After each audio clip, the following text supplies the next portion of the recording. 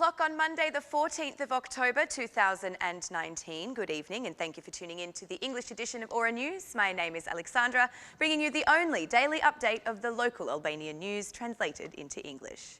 The Venice Commission has published the final opinion on the legality of President Ilir Meta's acts for the June 30 elections, while the draft position remains essentially unchanged.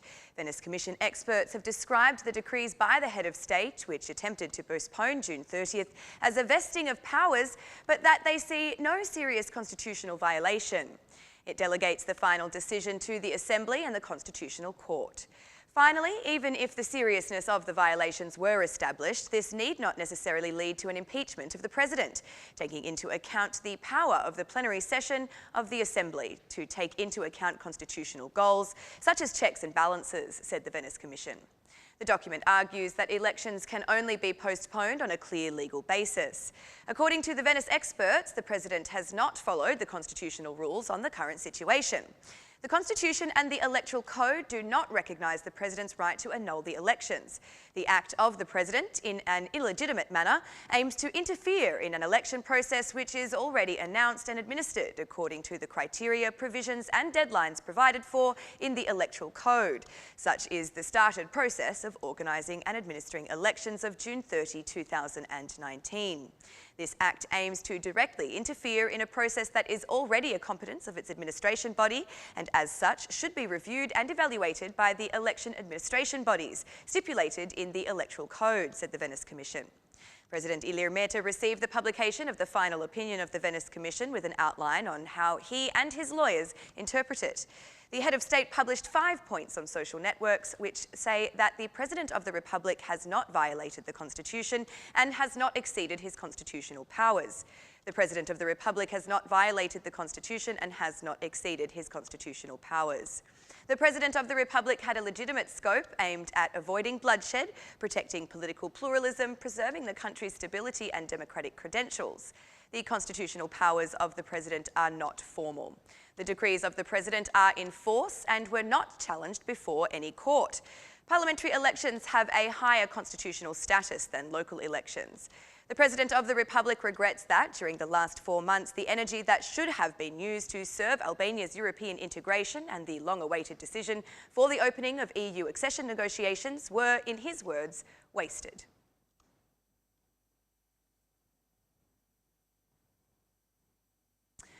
Less than 24 hours after everyone's indignation, the OSCE ambassador to our country, Bernd Borchardt, has apologised publicly. In a reaction to the official Twitter account of the OSCE presence, the ambassador says he respects the right of Albanians to protest.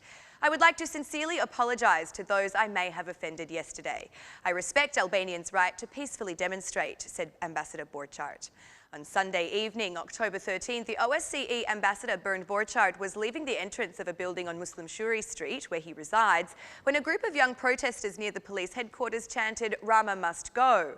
At one moment, one of them called out, "Shame on you," to the ambassador. The ambassador reacted by raising his middle finger without turning his head and then repeated the act for a second time. The residents of the New Ring Road who attended the protest last night explained to the news cameras that they felt offended by this gesture.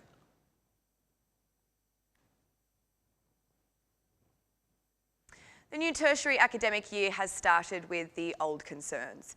To express dissatisfaction with the progress made on the University Pact, students organised a symbolic protest outside the Ministry of Education, saying that the requests submitted last year have not been appropriately responded to. They also warned that this protest will not be the last. The pact made with the government was referred to as a failure, with protesters saying they are yet to have felt any effect.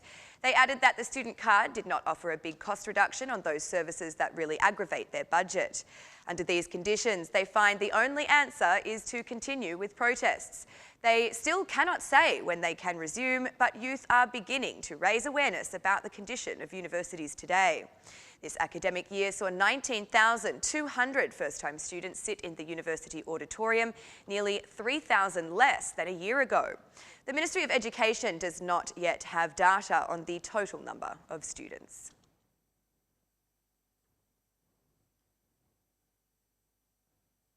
The problematic phenomenon of the massive departure of doctors and nurses to the European Union countries seems to be of no concern to the government. From the University of Medicine, the head of government chose to congratulate all for the new academic year, but avoided any comment on the emigration of doctors from Albania. Speaking of better conditions, Prime Minister Edi Rama promised that soon the new surgery hospital will be opened, which he claims will set a new standard. Students starting today have better conditions. We will do everything for the QSUT to close the transformation process. Soon, the new modern surgery hospital will open, said the Prime Minister, Edi Rama. Education Minister Besa Shahini said this is the first generation to benefit from policies that favour students. Today begins the new academic year. We have spent all the summer months to go with the implementation of the University Pact and implement the fee reduction policy for all first-year and integrated students. We will come up with scholarships for all excellence and categories of students in need. We have invested in dormitories, not only in Tirana, but all over Albania. Don't forget to use the digital library that has millions of scholarly articles and academic books for study. Let's gather all the energies together to move forward with the University Pact and to improve the quality of higher education in Albania, said Minister Besa Shahini. According to statistics, last year there was a boom in departures, with over 6,500 nurses leaving for job opportunities in Germany.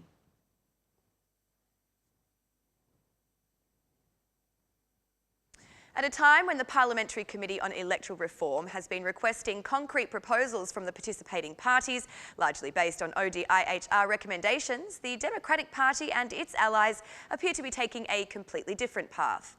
After conditioning their participation in the reform with the establishment of a special structure for the process, the opposition seems to come up with a broad platform that, in their view, guarantees free and fair elections. Lulzim Basha met with the Democratic Party MPs and lawyers on Monday afternoon and learned that work has already begun on a document that is not limited to ODIHR recommendations. The opposition platform, which will be made public in the coming days, foresees not only changes to the electoral law, but also to the law on political parties and to interference in the Constitution. The Democratic Party remains adamant that electoral standards can be largely guaranteed by strong will and behaviour. Mr Basha's meeting with the former Democratic Party lawmaker and lawyer comes just a day before he meets with the head ambassador of the OSCE, ODIHR, Audrey Glover, who returned to Tirana today to address the election results of June 30th.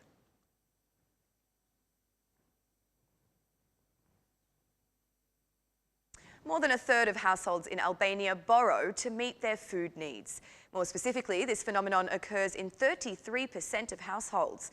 The Bank of Albania's survey for the first 6 months of this year shows that loans are also taken for the purchase or repair of property in 28% of cases, or for developing a family business. Although compared to a year ago, this item has decreased again, the weight of household borrowing for basic consumer needs is considerable. According to the Bank of Albania, households generally turn to banks to find the money they need, but about 30% seek it informally or in cash. The survey shows, among other things, that there has been an increase in the number of families living on a low monthly income by about 17,000 lek. The majority of households, about 53% of them, still remain at the level of 17 to 50,000 lek. 27% declare monthly income of 50 to 100,000 lek, and only 7% declare income in the band of 100 to 200,000 lek per month. The decline in household income is also linked to a decrease in the number of employees. In the first 6 months of this year, this indicator was influenced also by a decrease in the number of self-employed persons, as well as dismissals in the state administration.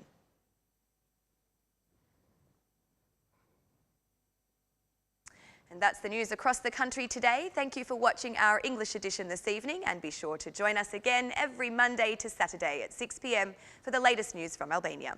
Once again, on behalf of Ora News, thank you and good night.